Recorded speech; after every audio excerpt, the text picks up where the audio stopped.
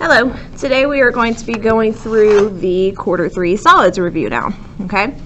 So first one, Amanda builds a sandcastle using 2 plastic molds. One of the molds is the shape of a cone with a height of 5 inches and a diameter of 6. The other mold is the shape of a square pyramid with a height of 6 and a side measurement for the base of 3.2. What's the difference of the volumes of the 2 molds, okay? So we are given 2 formulas here. So we have a cone and a square pyramid. So the volume of a cone is 1/3 pi r squared h, and the volume of a square pyramid is 1/3 s squared h. So let's find the volume of the cone first. So it says that they gave us a height of 5, so I'm going to plug in 5 for h, and a diameter of 6, but r stands for radius. So if you guys remember, to get the radius from the diameter, you just take the diameter and cut it in half. So in other words, 6 divided by 2 gives us a radius of 3. Okay? And they want us to use 3.14 for pi. So I'm just going to start substituting all those numbers into our formula. So 1/3 is going to stay 1/3. Pi is 3.14. Radius is 3 because that's half of the diameter. And it says to square that. And then our height is 6. Oh, no, sorry. Height was 5. Okay, so now I'm just going to simplify that. So following PEMDAS rules, I'm going to do 3 squared first, which is 9. Then I'm going to take it times the other numbers, so times 5 times 3.14 times 1/3, and that gives me 47.1.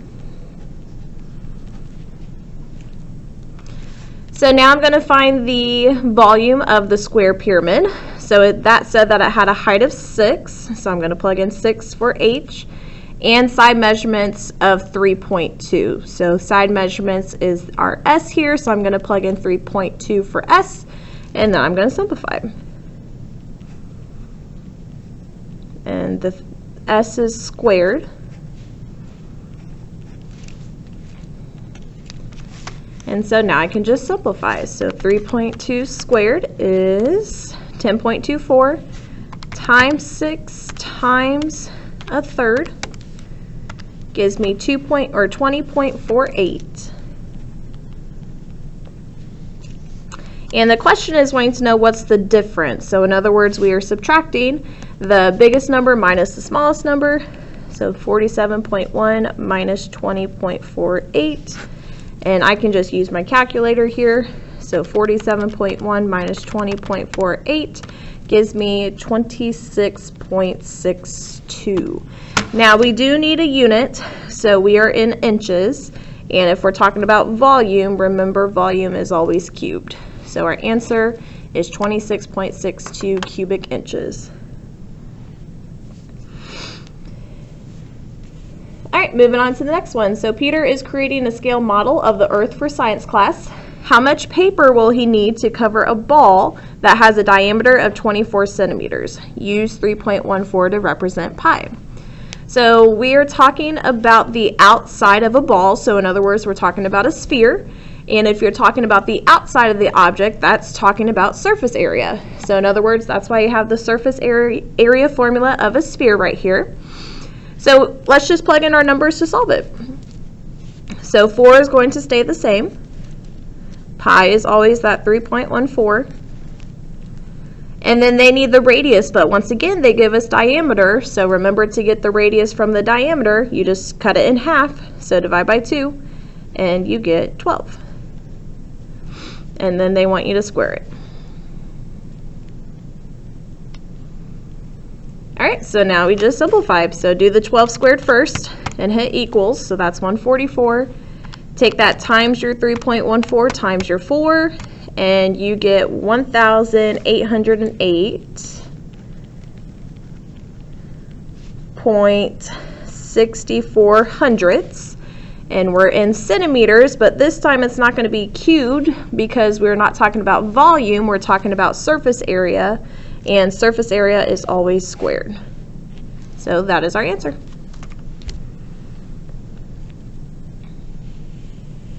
All right, number 3. Miguel is filling his spherical shaped fishbowl with water. The fishbowl has a radius of 12 inches. If he is only supposed to fill the fishbowl 2/3 of the way to the top, how much water will Miguel need to use? And use 3.14 to represent pi. Okay, so we are talking about a sphere, and the volume formula of a sphere is this 4/3 pi r cubed. So we have to figure out the volume of the whole sphere first. So let's go ahead and do that. So in our formula, we are taking 4/3. I'm just going to leave the 4/3 as a whole fraction here. Pi is 3.14. And they tell us that the radius of the fishbowl is 12 inches. And this time, instead of squaring it, we're going to cube it. Okay, so let's plug this in our calculator. So do the 12 cubed first. Then you can take that times 3.14 times the 4/3. And we get 7,234.56 hundredths. The question is wanting to know, though, how much water should he use if he only fills the bowl 2/3 of the way to the top? So if he's only filling the fishbowl 2/3 of the way to the top, you're just going to take the volume of the whole fishbowl, times the 2/3 that he wants to fill it up to the top. So 7,234.56 times 2/3 gives us 4,823.4 hundredths.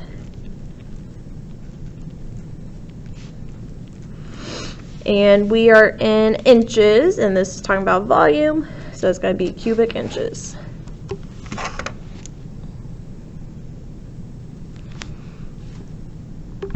All right, and moving down to the bottom.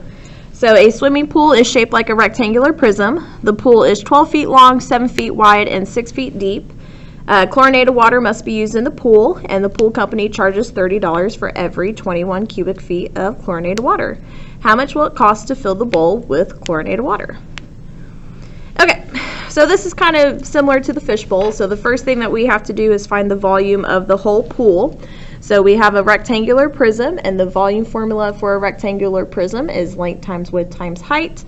And they tell us that the length was 12, the width was 7, and the height was 6. So to figure out that volume, I'm just going to multiply all those numbers together. So 12 times 7 times 6 is going to give me a volume of 504. Then I need to figure out how much is the pool company going to charge me. So it says that they charge $30 for every 21 cubic feet. So what I need to do is find out how many 21 cubic feet is in 504, which means I have to divide to figure out how many 21 cubic feet are in 504. So if I were to take 504 divided by 21, I'm going to get 24 cubic feet. So the pool company is going to charge me $30 for 24 cubic feet. So my last step to figure out how much it's going to cost is to take that 24 times the $30, and that is going to give me $720.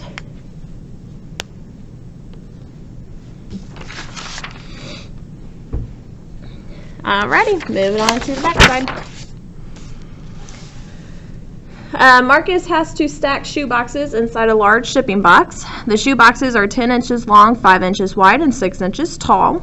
And the shipping box is 55 inches long, 30 inches wide, and 36 inches tall.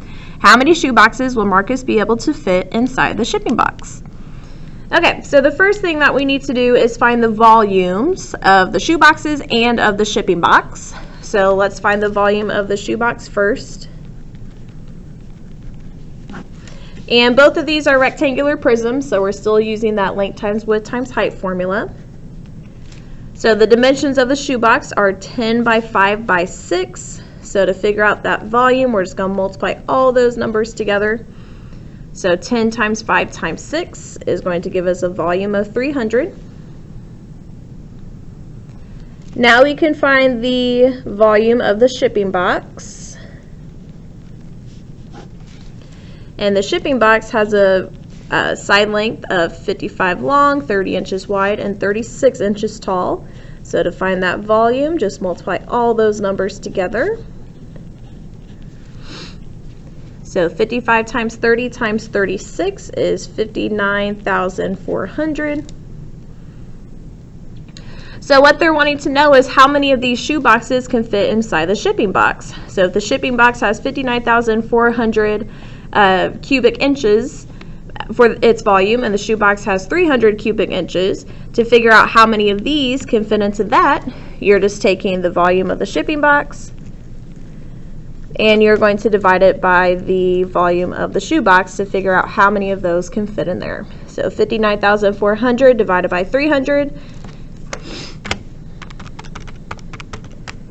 is exactly 198 shoeboxes.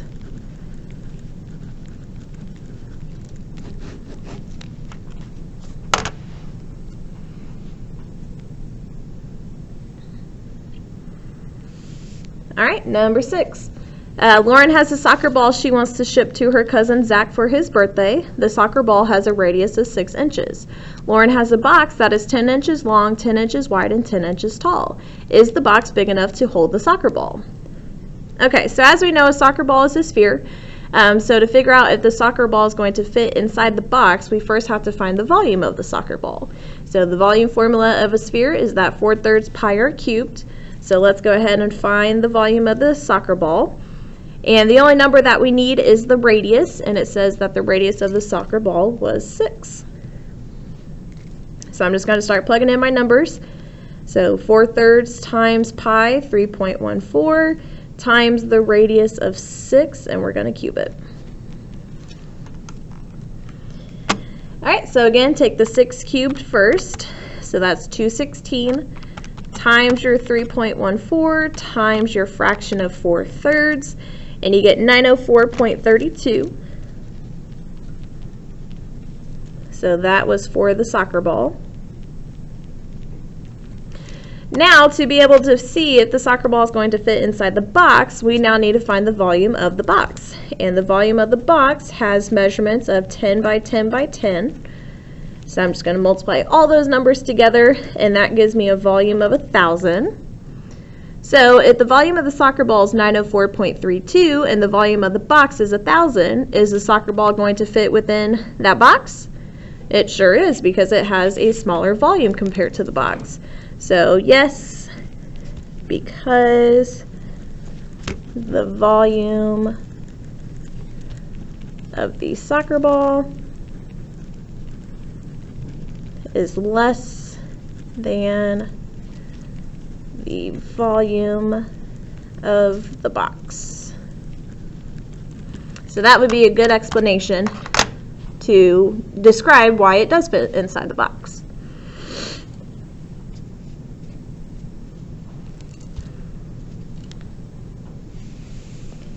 Alright, we got 2 more here. So number 7, Tammy has a cone that has a diameter of 4 inches and a height of 6.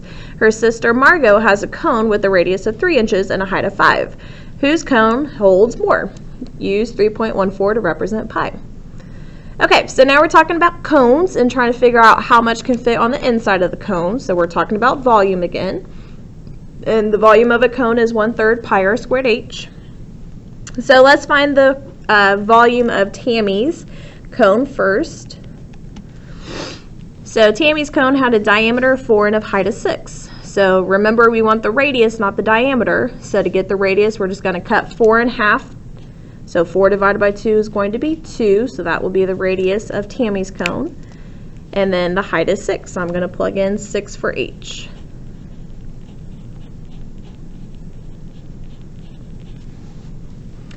And then I'm going to simplify. So 2 squared is 4 times 6 times 3.14 times 1/3. That gives me 25.12. So that's the volume of Tammy's cone. So now let's find the volume of her sister's cone, Margot. Again, I'm still using the same formula. So Margot's cone has a radius of 3 and a height of 5. So 1/3 times 3.14 times a radius of 3, and I'm going to square it, times a height of 5. So So 3 squared is 9 times 5 times 3.14 times a third gives me 47.1. So which cone holds more, Tammy's or Margot's? Well, 47.1 is greater than 25.12, so Margot's does.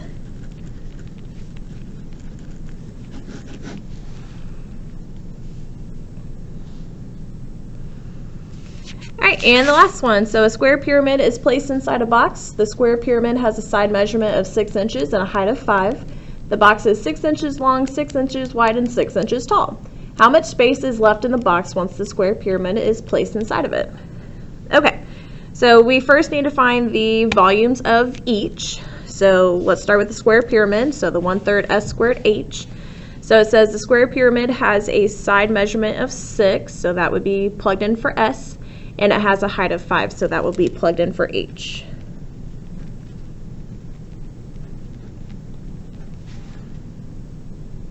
All right, and we're just going to simplify it. So 6 squared is 36, times 5 is 180, times a third, or divided by 3, is 60.